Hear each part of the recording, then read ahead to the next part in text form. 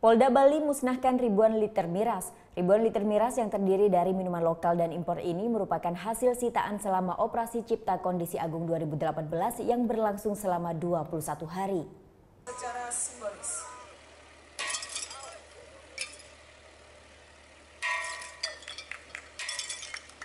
Menggunakan alat berat, Polda Bali kembali memusnahkan sebanyak 2.000 botol minuman keras dari berbagai merek. Ribuan botol miras ini merupakan hasil sitaan dari berbagai wilayah di Bali selama Operasi Cipta Kondisi Agung 2018. Sebagian besar miras yang disita dari sejumlah pedagang ini tidak memiliki izin. Operasi yang berlangsung selama 21 hari ini bertujuan menciptakan kondisi yang kondusif dalam rangka menyambut Idul Fitri 1439 Hijriah. Dan ini juga berdampak kepada adik-adik generasi muda kita.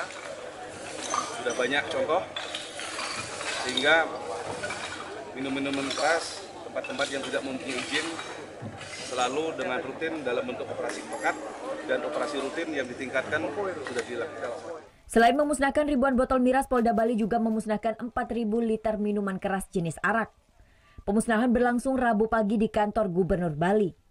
Pada pemusnahan kali ini sejumlah instansi seperti Kejaksaan, TNI, tokoh masyarakat dan agama serta instansi lainnya juga turut menyaksikan pemusnahan ribuan liter miras ini.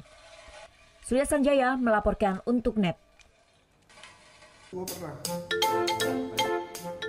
Nah, udah kan untuk beritanya? Jangan lupa di-subscribe, di-like dan juga di-komen ya akun YouTube dari Net Bali. Terima kasih udah subscribe. Yang belum, jangan sampai lupa di sebelah sini nih. Notif subscribe.